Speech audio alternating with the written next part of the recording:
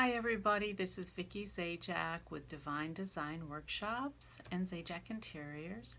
And what I've been noticing is I'm getting a lot of response to my staging articles and posts, and it seems like people are interested in, of course, getting top dollar for their property when they go to sell it. So I'll start a little series here to help you out, and hopefully your realtor, if you use one, will give you the same kind of information.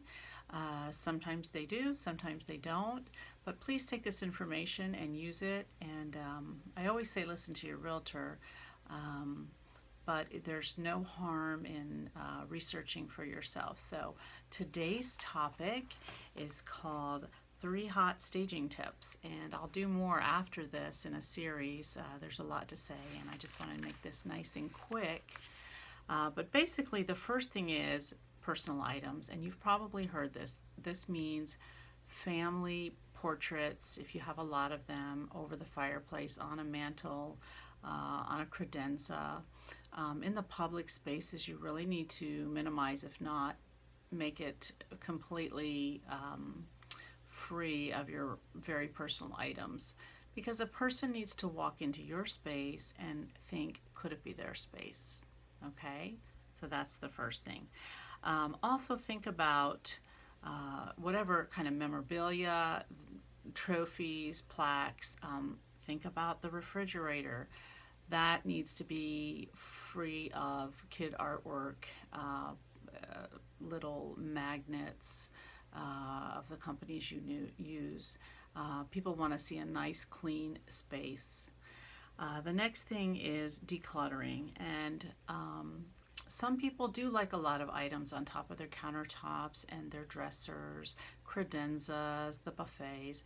It's really important to minimize this. You never know who's going to walk in. Is it going to be somebody who likes that style?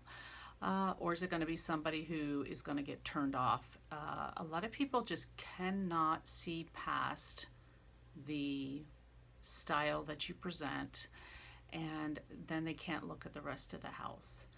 So I would recommend having your countertops as clean as possible. Anything that's horizontal, and that means a dining room table, a kitchen table, like I said, the kitchen countertops, bathroom countertops, and even in the bedrooms, minimize what you have on top of your bedroom furniture.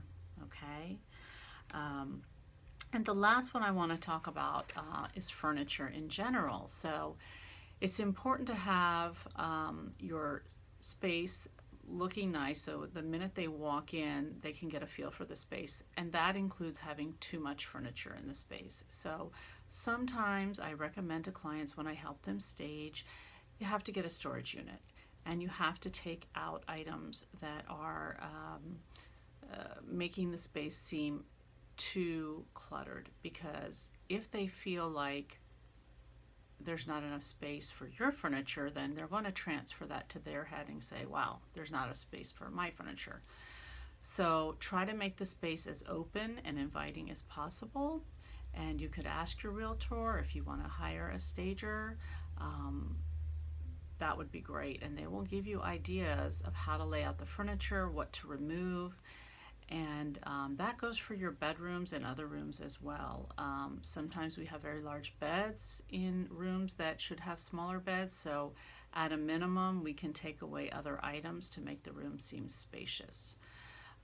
We need to make it neutral and appealing to all people, and a lot of people, like I said, just cannot look past the simplest things, the paint color, which is one of the cheapest ways to decorate, or even a bedspread. If they walk in and there's some red funky print on a bedspread, they might get turned off. So neutralizing is important. Making things seem spacious is important.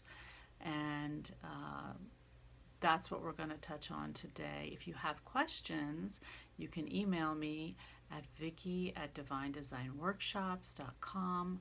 I do try to help people out with some ideas.